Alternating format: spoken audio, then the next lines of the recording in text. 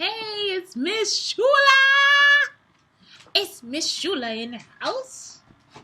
Anyway, so today I picked up a new book and it's called Iggy Peck, the Architect.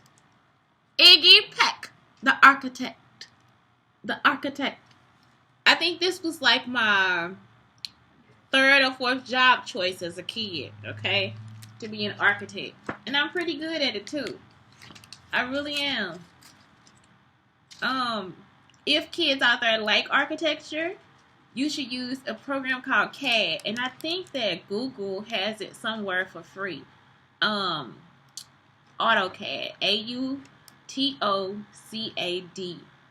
It's a good one. Or you could still do Minecraft, and you could do Roblox. But in Roblox, you want to build places to, like, you want to build a land or something like that.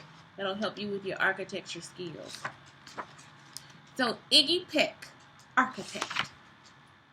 I love it. Okay. It's by Andrea, Beaty, and David Roberts. Young Iggy Peck is an architect and has been since he was 2, when he built a great tower in only an hour with nothing but diapers and glue. "Good gracious, Ignatius," his mother exclaimed. "That's the coolest thing I've ever seen." But her smile faded fast as a light wind blew past and she realized those diapers weren't clean. "Ignatius, my son, what on earth have you done? That's disgusting and nasty. It stinks."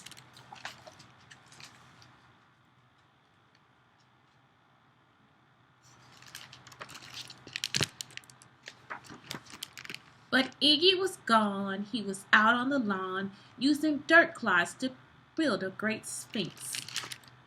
Look at that sphinx. Oh, so cool.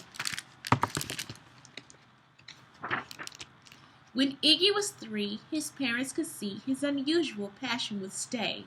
He built churches and chapels from peaches and apples and temples from modeling clay.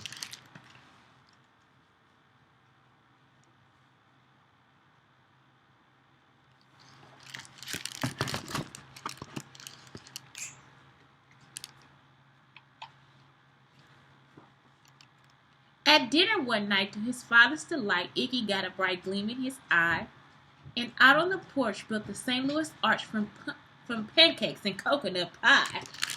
Ooh, ooh, ooh. All his towers taste so good. They might taste so good. So flavorful, Iggy. It hadn't made until 2nd grade when his teacher was Miss Lila Greer. On the very first day, she had this to say: "We do not talk of buildings in here. Gothic or Romanesque, I could care less about buildings.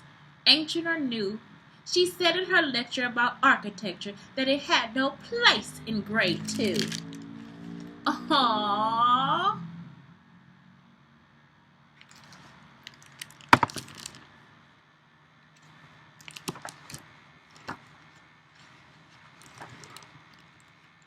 That might seem severe, but she was sincere. From when she was no more than 7, she had a great fright at a dizzying height in a building so tall it scraped heaven.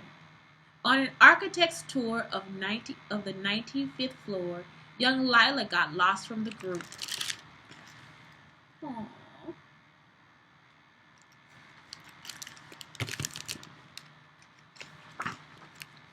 She was found 2 days later in a stuck elevator eating cheese with a French circus troupe.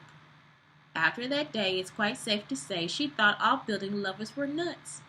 As a teacher, she taught that above all one ought to avoid them. No ifs, ands, or buts.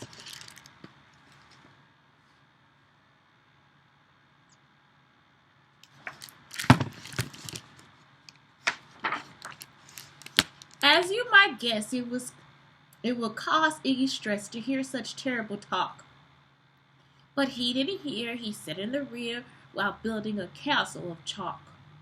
"You, Iggy Peck, your desk is a wreck. Tear down the castle right now. You will not build in here. Is that perfectly clear? Do you need to see Principal Howe?"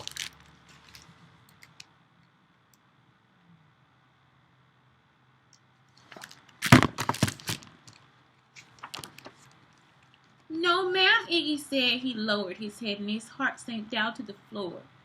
With no chance to build, his interest was killed. Now second grade was a bore.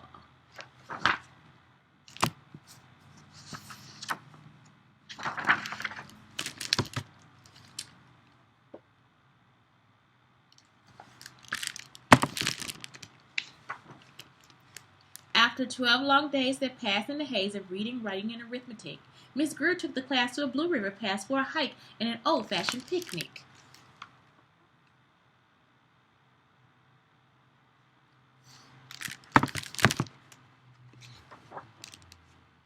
They crossed an old trestle to a small island nestled in the heart of a burbling stream. But they no sooner passed than the footbridge collapsed, and Miss Lila Green started to scream. "We're trapped here! Oh my! A last kiss goodbye!" Her eyeballs rolled back in her head. She dropped to the ground with a vague groaning sound, luckily fainted, not dead.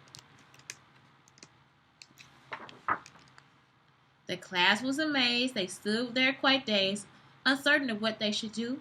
But one bright young man was off hatching a plan which started with Miss Lila's shoe. Each lad in class, each lad and lass there at Blue River Pass was working together as one.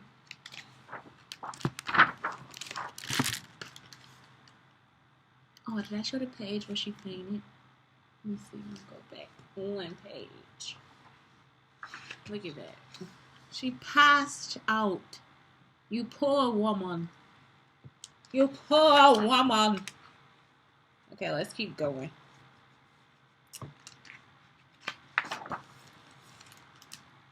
That's the next page.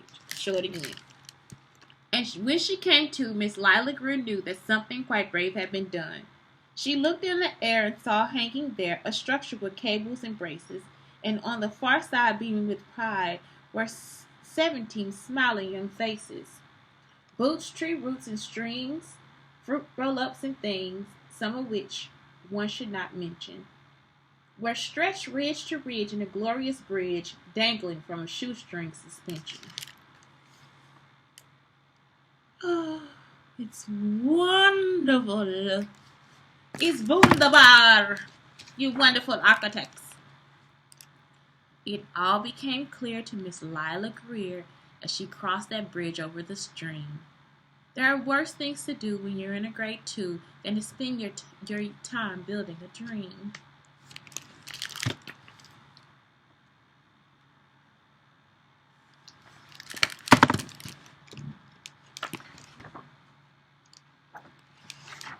Now, every week at Blue River Creek Elementary in second grade, all the school kids can hear, along with Miss Greer, how the world's greatest buildings were made.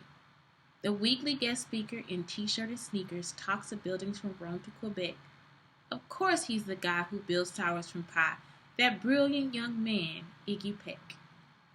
What a great book! And look at the quadruple paper. Ha ha ha!